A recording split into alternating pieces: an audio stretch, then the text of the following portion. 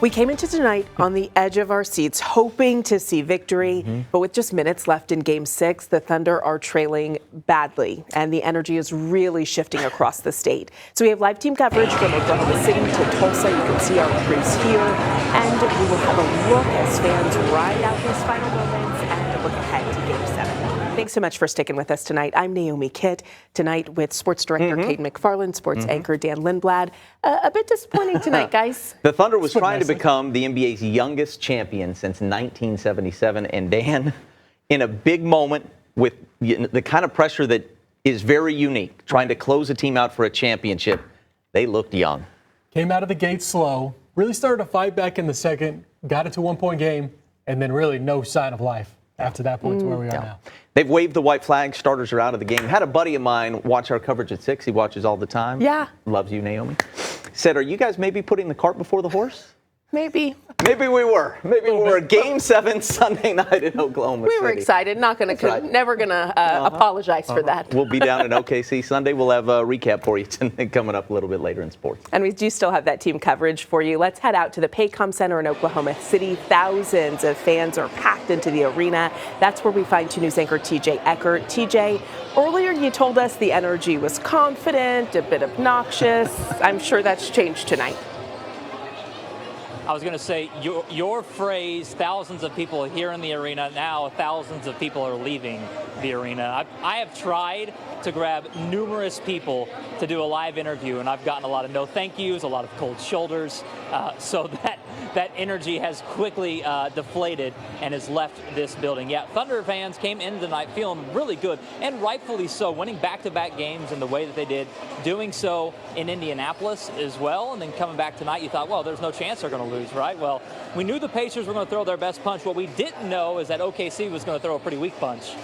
So that's what ended up happening. The energy to start the game in the arena here was pretty good. I think we might have some video from earlier tonight, and it was loud, it was rowdy. I used the word obnoxious. I guess you used it again there too. It was a little bit obnoxious, and then it quickly kind of left the building, and then the Pacers kind of sucked the life out of the Paycom Center. So hopefully that doesn't happen on Sunday night when they come back here for Game 7. I can't imagine it would happen again. But yeah, pretty deflating night, if you will, here at the Paycom Center in OKC. And I was sitting probably next to the most deflated fan in the entire arena. That's our own Emma Birch. She's now outside the arena. And Emma, I don't know how you're feeling right now, but I want to hear your thoughts, just your immediate reaction right now. Well, TJ, I'm not going to lie. I'm pretty... It's not the way I wanted tonight to end, and as you can see behind me, these fans are pretty deflated with me. I got out here before the third quarter, and tons of fans were already leaving. Very, very quiet. I was asking them, hey, how are we feeling? They're like, don't want to talk about it, don't want to talk about it. I was like, honestly, me either, bro, it's okay. But hey, we got Game 7, so we have that. I will say that, TJ, you and I were both in there, and even when it wasn't it wasn't going great for us, we were hitting some of those points. The momentum was, getting up there.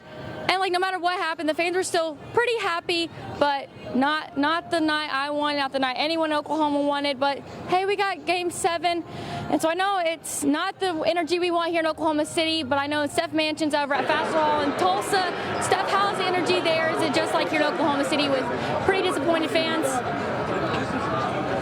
Yeah, Emma, I can hear it in your voice. There's just that disappointment, and I kind of think there's just a wave of disappointment over Oklahoma tonight. We came in, as everybody's saying, with high energy. We were here at Fassler Hall about 4 o'clock. We got here 4:30. People started trickling in around 6. There was a lot of energy packed. Just an hour and a half ago, there was a line halfway down the block to get into Fassler Hall to watch the game. Now people are trickling out. There's fewer and fewer fans as we just have about 3 minutes left on the clock, and it doesn't look good, unfortunately. We really thought that the Thunder was going to come out hot, and they did, and then all of a sudden the Pacers took that strength with their offense, and we just couldn't get back. So hopefully we're going to be able to take Game 7 home, and the fans that I've spoken to have said, we just aren't a good team when we're not at home, when we don't have that home court advantage, and they just wanted to bring it home for Oklahoma City with Game 7. So here's hoping we'll be here on Sunday to bring home the championship to Oklahoma City, but definitely a different atmosphere here at Fassler Hall tonight.